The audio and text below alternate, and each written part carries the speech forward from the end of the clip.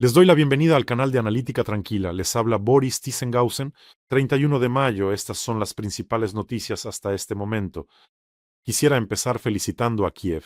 Feliz cumpleaños, capital, feliz día de la ciudad, habitantes de Kiev, y aunque desde la mañana está lloviendo, el ánimo es bastante elevado. Lluvia, está nublado, pero los castaños, Kiev indomable, hermoso.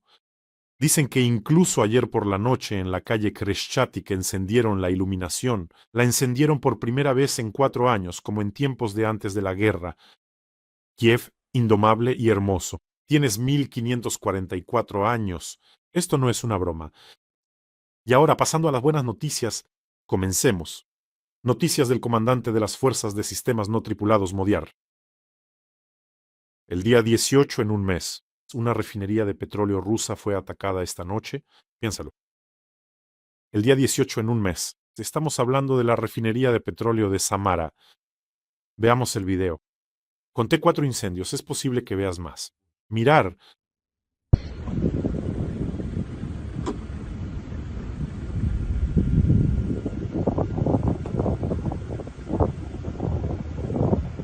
Belleza, todo como te guste. ¿Qué refinerías visitaron nuestros drones este mes? ¿En qué ciudades? Moscú, Saratov, Tuapse, Volgogrado, Yaroslavl, Novorossiysk, Grushovaya, Sisran, Kstovo, Ryazan, Taman, Perm, Kirishi, Samara, Yaroslavl, LVDS, Primorsk, Taganrog, la planta de procesamiento de gas en Astrakán y en Oremburgo. Allí se incendiaron instalaciones de procesamiento primario tanto de petróleo como de gas, y también se incendiaron tanques de almacenamiento. Más de la mitad de los objetos de la lista fueron detenidos o suspendieron temporalmente su funcionamiento, solo en este mes. Y eso sin contar las numerosas bases petroleras en los pantanos, en los territorios temporalmente ocupados, que en mayo se incendiaron. En general, ayer, por ejemplo, se estaba incendiando y terminaba de arder la base petrolera en Feodosia. Aquí no está en esta lista. Además, también hay estaciones de bombeo de petróleo. En resumen, en los pantanos hay un aullido. Y si a esto le sumas las plantas químicas y también las fábricas militares, entenderás el ritmo que se ha tomado. Nuestras guerras. Esto es simplemente fuego en todos los sentidos. Bueno, y Madiar simplemente es un crack. Pero eso no es todo. Las fuerzas de operaciones especiales atacaron un nodo clave de los mayores oleoductos de Rusia que conecta Siberia con Europa. Se trata de la estación lineal de despacho de producción Lazareva. Esto se encuentra en la región de Kirov, Federación Rusa. Esta estación es un nodo clave del oleoducto Surgut-Polotsk. Y esta estación está ubicada a 1200 kilómetros de la frontera con Ucrania. Mira este video.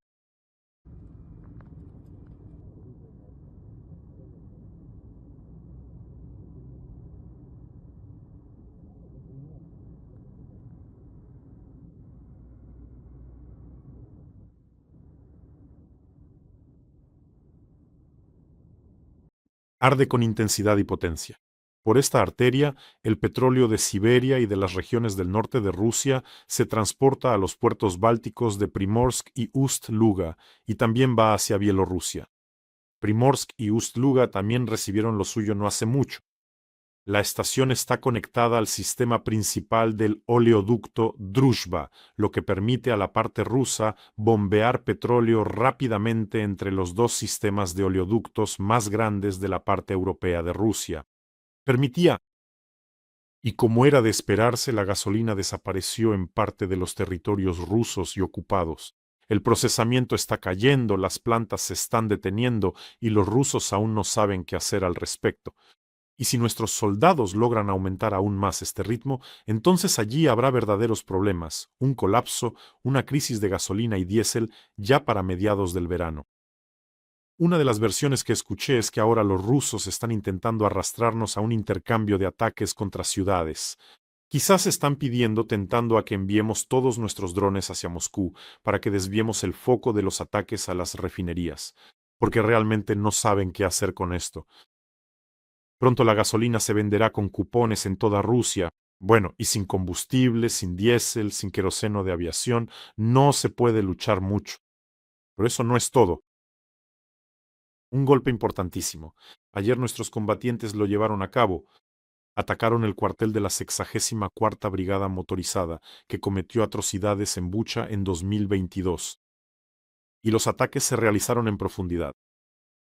A 100 kilómetros de la línea de contacto se registraron en total 21 impactos.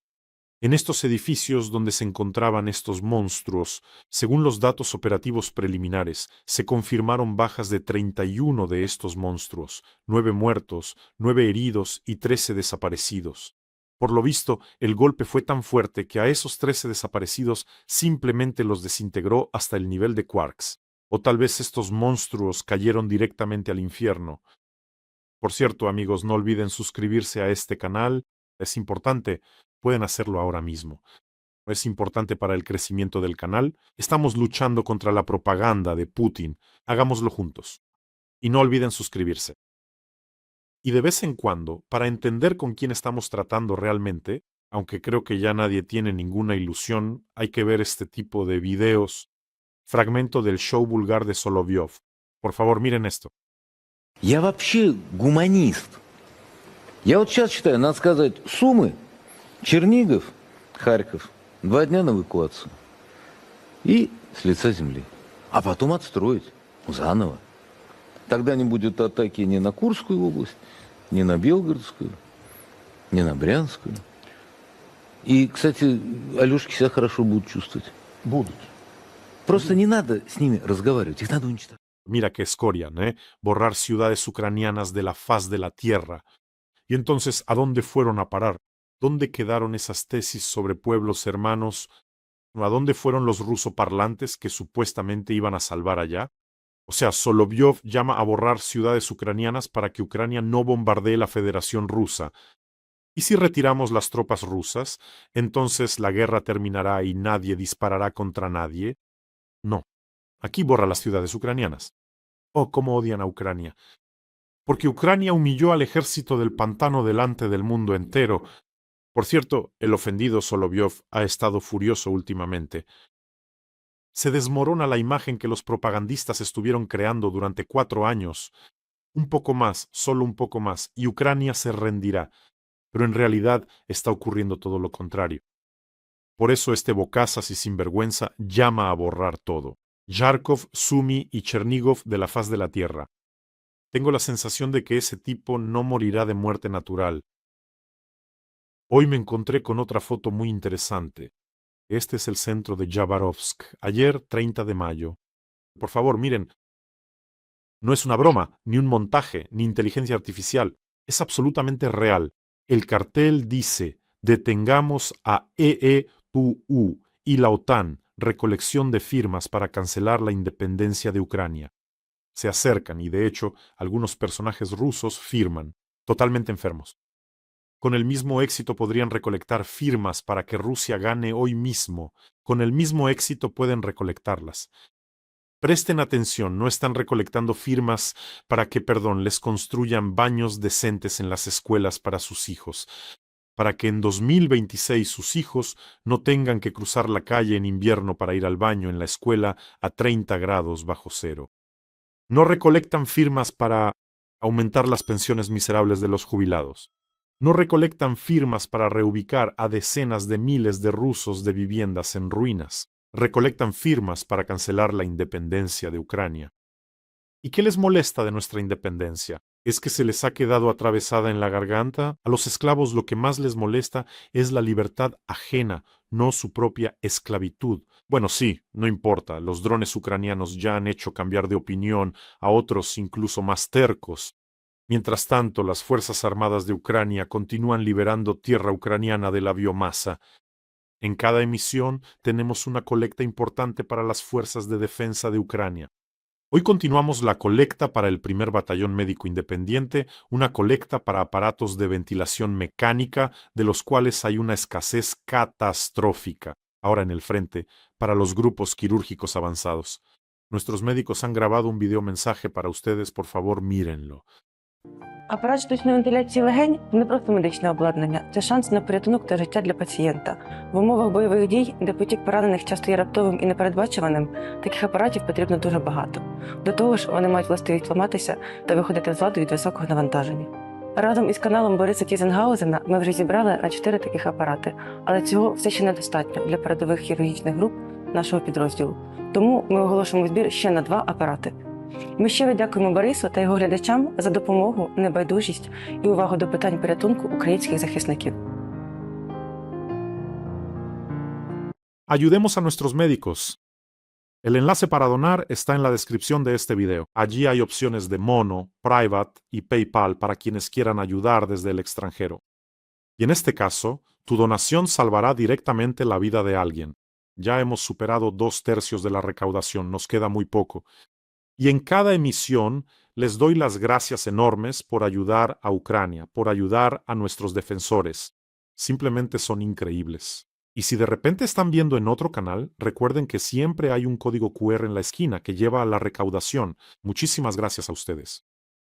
Ahora, sobre la nueva histeria de Putin ante el fracaso de sus planes de conquistar Ucrania. Los rusos, una vez más, están preparando alguna porquería, o mejor dicho, intentan aumentar la tensión, esta vez con amenazas de ataques a centrales nucleares, y no solo en Ucrania, sino también en Europa. Miren la burda combinación que se les ocurrió. Su versión: ayer durante el día, un dron ucraniano detonó junto al edificio de la sala de máquinas del bloque número 6 de la central nuclear de Zaporizhia, que está ocupada por los rusos. Como resultado de la explosión, el equipo principal no resultó dañado, informó el jefe de Rosatom, Likachev. O sea que Ucrania atacó la central nuclear de Zaporizhia con su dron, ¿y para qué? Además, los rusos declararon que Ucrania atacó por primera vez de manera deliberada el equipo principal de la central nuclear de Zaporizhia. La pregunta principal es, ¿para qué le serviría esto a Ucrania? ¿Alguien puede dar al menos una razón? ¿Tienen aunque sea una versión? Y para que no quedaran dudas de que era un dron ucraniano, Likachev, este además añadió lo siguiente, que el dron era controlado por fibra óptica. Y esto excluye la versión de un impacto accidental. Siempre, en este caso, cuando se trata de una provocación en la central nuclear de Zaporizhia, voy a poner como ejemplo una situación del año 2022. Cuando los rusos tomaron el control de la central nuclear de Zaporizhia, luego llegó allí una comisión del OIEA en septiembre de 2022. Y entonces apareció en la red un video donde un representante ruso muestra a los inspectores del OIEA que Ucrania está bombardeando la central nuclear de Zaporizhia, les muestra un cráter, restos de munición e intenta demostrar que supuestamente el ataque fue realizado por fuerzas ucranianas. Pero en algún momento, alguien de los presentes en la comisión del OIEA señala que la dirección desde la que llegó el proyectil es completamente diferente y que Rusia está justo allí, desde donde vino ese proyectil. Después de eso, se dio una explicación que luego se convirtió simplemente en un meme. Es decir, según la versión de la parte rusa, el proyectil voló, cayó al suelo y luego se dio la vuelta así. Es más, les diré que encontré ese fragmento épico. Presta atención, ahora te lo voy a enseñar, calvo. El ruso explica que el proyectil primero golpea el suelo y luego así, una vez gira 180 grados. Mira este video.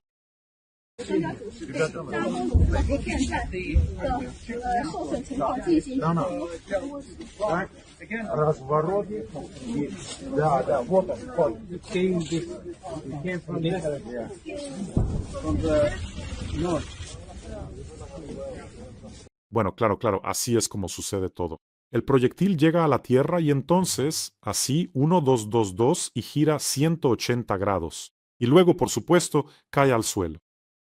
Las Fuerzas Armadas de Ucrania están cruzando los límites del sentido común. Se puede esperar de ellos ataques directamente al reactor nuclear y a los sistemas de seguridad, declaró Likachev. Bueno, anda, ve, junto con ese calvo, cuéntales quién está atacando a quién y dónde. Entiendo por qué está pasando todo esto. No se asustaron del avellano. Frente estancado, logística difícil. A los rusos al sur les cortan rutas. Hay que inventar algo urgentemente. Y los ancianos degenerados en el Kremlin no se les ocurrió nada mejor que amenazar con ataques a la central nuclear. Además, Medvedev afirmó que en caso de un desastre en la central nuclear de Zaporizhia, podría producirse una respuesta en forma de huelga, no solo para las centrales nucleares ucranianas. Permítame citarlo. Alcohólico.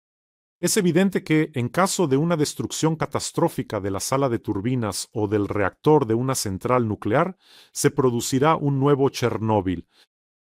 Bueno, no ocurrirá, está bien, no entremos en detalles.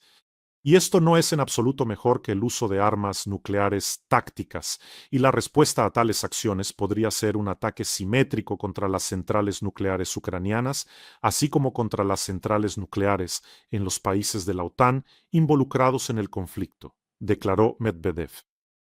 El pequinés de combate de Putin se ha soltado de la correa. Cuanto más lejos y más dolorosos sean los ataques de Ucrania en territorio ruso, mayor es el grado de esta histeria. Está claro que en Ucrania ya nadie teme estas amenazas. Pero me interesa, sé que tengo muchos suscriptores de prácticamente todos los países del mundo, creo que de todos, probablemente. Escriban cómo tratan en sus medios de comunicación el tema de los ataques nucleares. El tema de los ataques a las centrales nucleares se menciona. ¿Y escriben algo sobre esto en general o es obligatorio? Escriban de qué país son. Es decir, estos tipos de encuestas siempre son muy interesantes y educativos. Y nuestra sección tradicional, Noticias de los partisanos de Crimea. Tenemos una relación cálida y de confianza con los partisanos de Crimea. Es un movimiento amplio, así en Crimea.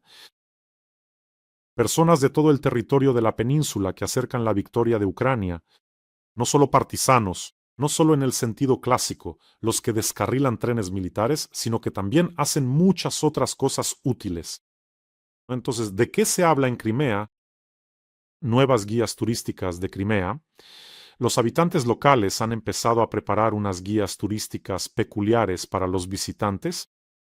Pero estas guías no son clásicas, es decir, no se trata de rutas de montaña ni de lugares interesantes, sino que en estas guías se indica dónde se encuentran los refugios, cómo distinguir los drones por el sonido, por el silueta, cómo entender la diferencia entre una alerta aérea y una alerta de misiles, cómo alejarse rápidamente de las ventanas, cómo determinar qué paredes protegen mejor de las esquirlas. Es decir, empezaron a repartir este tipo de recordatorios a los turistas. Lo interesante es por qué a los turistas de Rusia ni siquiera se les informa de estas novedades antes de entrar en Crimea. Pero creo que pronto empezarán a informarles. No hay gasolina en Crimea, y a los pocos turistas que hay les reparten estos recordatorios. Cómo esconderse correctamente de drones y misiles. En las playas hay fuelóleo. Esto es en lo que Putin ha convertido Crimea, en una zona militarizada. En mi opinión, esa es su principal habilidad, convertir territorios tranquilos, florecientes y hermosos en un pantano militarizado. Mientras tanto, las autoridades locales aseguran que la temporada turística definitivamente se llevará a cabo. Definitivamente. No hay que preocuparse por nada. Aquí habló Aksionov. Es curioso, por cierto, que a Putin le gustan mucho este tipo de personajes, antiguos matones, algo torpes, pero obedientes. Así que Aksionov habló y contó que ahora en Crimea la gasolina se venderá con cupones. Además, la venta de gasolina de la marca AI 90 y 5 se realizará únicamente con cupones. Creo que pronto ni siquiera con cupones. No habrá. Hace literalmente unos 30 minutos llegó la noticia de que ya ni siquiera hay cupones. ¿Y dónde se pueden conseguir? Allí ya empezaron a especular. En fin, todo está bien. Además, Aksionov informó que el plazo estimado para normalizar la situación es de 30 días.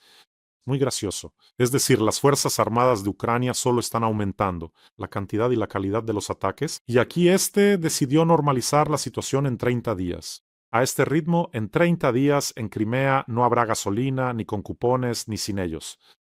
Putin, por cierto, todavía tiene miedo de transportar combustible en cisternas por el puente de Crimea. ¿Y de qué tiene miedo? Las rutas ya están todas bajo control de fuego, bajo control de drones. Los transbordadores que llevaban cisternas a Crimea han sido destruidos. ¿Qué queda? ¿Que el puente de Crimea? Abre Putin el puente de Crimea para las cisternas con combustible. Los drones ucranianos ya están esperando. Bueno, y los drones ya atacan no solo a lo largo del mar de Azov, los camiones cisterna ya arden incluso en la propia Crimea. Nueva Alexevka, Chonhar, Dzankoy ya allí están cazando camiones cisterna rusos, y eso ya es la entrada a Crimea. Y otra maravillosa noticia rusa, en mi opinión, en la región de Moscú, a los participantes de la guerra en Ucrania. A quienes quedaron sin piernas y con graves lesiones en la columna vertebral les regalaron autos. Un Lada con pegatinas de Rusia Unida. Esta es una versión de la película Destino Final, donde los participantes no podían evitar la muerte de ninguna manera. Aquí dice, la guerra no te acabó, ocupante, te acabará el Lada y las carreteras rusas. Otra noticia importante. El pueblo armenio debe ser extremadamente cauteloso al elegir entre Rusia y Europa, para no permitir que Lukashenko declaró que no debe repetirse un escenario similar al ucraniano, y antes de eso Putin también habló de ello. Es decir, están amenazando abiertamente a Armenia. Si se inclinan hacia Europa, tendrán una guerra. ¿Cuánto queda? Ereván en 3 días, ¿no? Es decir, están amenazando abiertamente a Armenia. El Dránik caducado Lukashenko, junto con Putin, se lanzó a asustar con todas sus fuerzas al pueblo armenio. ¿Saben qué es lo más interesante de esta gestión? El escenario ucraniano y demás. Y aún no se sabe quién debería temer realmente al escenario ucraniano. Y Lukashenko sobre el escenario ucraniano mejor que ni hable. En mi opinión, el escenario ucraniano es la peor pesadilla de Putin. Si desde Armenia le organizan un escenario ucraniano, eso sí que sería interesante. A Lukashenko seguro que todos le recordarán cómo dejó pasar de manera vil a las tropas rusas por su territorio. Por cierto, últimamente Lukashenko ha decaído mucho, ¿lo han notado? Tiene un temblor constante, se ve muy enfermo, tiembla todo el tiempo, probablemente duerme mal. El tubérculo siente que pronto vendrán por su negra alma. Incluso hoy Lukashenko juró que nunca en su vida las tropas bielorrusas no atacarán a Ucrania. Pero deberías preocuparte por otra cosa, porque los voluntarios bielorrusos de Ucrania no regresen a Bielorrusia, te agarren por el cuello y te lleven a juicio, por un tribunal popular. Y yo creo que eso definitivamente sucederá, si no logra escabullirse a algún lugar en China o en la región de Moscú. Lukashenko tiene miedo, mucho miedo, eso es evidente. El bigotudo cucaracha teme junto con la polilla subterránea que los aplasten de un solo zapatazo. Otro cómplice de Putin intenta no acabar en la cárcel. Eso es simplemente maravilloso. El ex primer ministro de Hungría, Viktor Orbán, resulta que está intentando conseguir un alto cargo en la ONU para obtener inmunidad diplomática. Así lo informa el periodista de investigación húngaro Szabolcs Spanyi, citando a sus fuentes. Espera, Orbán, no te apresures. Ahora van a empezar las investigaciones. Saldrá tanta cosa a la luz que ni la ONU podrá salvarte. Por cierto, la ONU ya está al borde de la bancarrota por si acaso. Todos esos desgraciados recibirán lo que merecen. Y ustedes, amigos, cuídense, cuiden a sus seres queridos, suscríbanse a este canal, no lo olviden. Y les pido mucho, vamos a ayudar a nuestros médicos de combate. El enlace para donar está en la descripción de este video. Que tengan todos un buen día y gloria a Ucrania.